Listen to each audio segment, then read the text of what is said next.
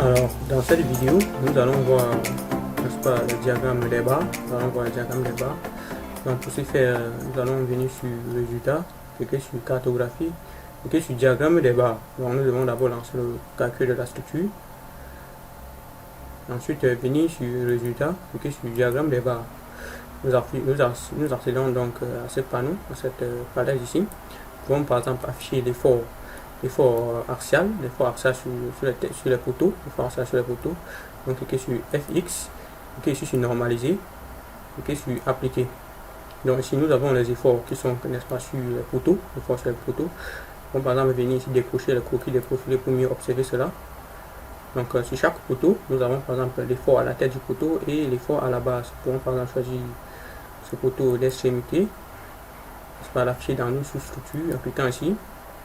Nous avons donc ici la charge à la tête du poteau et la charge à la base inférieure de ce poteau. Donc on peut par exemple venir, je vais décocher les valeurs, par exemple venir ici, je décoche par exemple sur paramètres, je vais sur aucune, je choisis par exemple cette forme d'affichage qui est appliquée. Et nous avons par exemple ici, n'est-ce pas, le diagramme. Chaque poteau, vous voyez ici au début c'est faible, mais à la fin, avec la base du poteau, ça prend du volume, le diagramme prend du volume au fur et à mesure. Donc par exemple, je peux également venir ici il affiche le moment, n'est-ce pas, sur les poutres, en cliquant sur MX, ça c'est le moment fléchissant. Et ici, je clique sur MX, clique sur normaliser, et j'applique. Vous voyez, sur chaque poutre, nous avons ici le moment, le diagramme, la courbe des moments. Sur chaque poutre, on peut par exemple venir sur paramètres. On a ici par exemple d'afficher sur cette forme de diagramme. Si on applique cette forme de diagramme, on va par exemple mettre assuré, on applique. On peut par exemple venir ici, on affiche la description, on applique également. On a ici les moments en travers et en appui sur chaque poutre. Choisis par exemple ce style, on applique. Donc ici on a le moment en travers et en appui sur chaque poutre. On peut également, bon, ça ce sont les systèmes locaux. On peut par exemple venir afficher toutes les valeurs.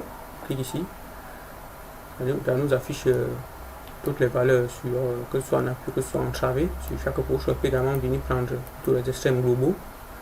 On applique également, ça nous affiche uniquement le moment en travers max et le moment en appui également maximal.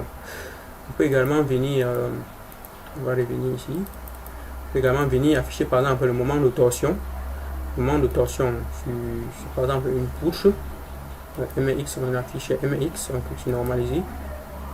Bon, là on a un moment de torsion, par exemple si on choisit cette poutre, on a affiché dans une sous-structure. Donc on a voici son moment de torsion. Voici son moment de torsion sur, n'est-ce pas, la poutre. On peut également venir, on va fermer ceci, on peut également venir afficher plutôt l'effort tranchant qui est FX. On normalise.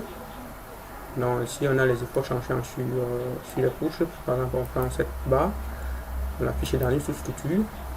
On a son effort tranchant, n'est-ce pas, tout au long de la poutre.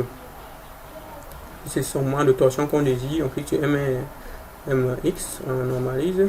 C'est son moment de torsion sur la poutre.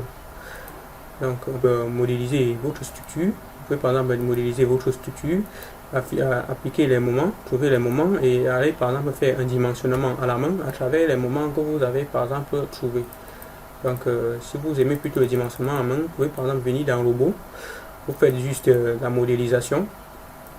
Faites juste la modélisation et vous récupérez les moments, n'est-ce pas, en appui et en travers sur votre poutre et vous effectuez votre dimensionnement à la main.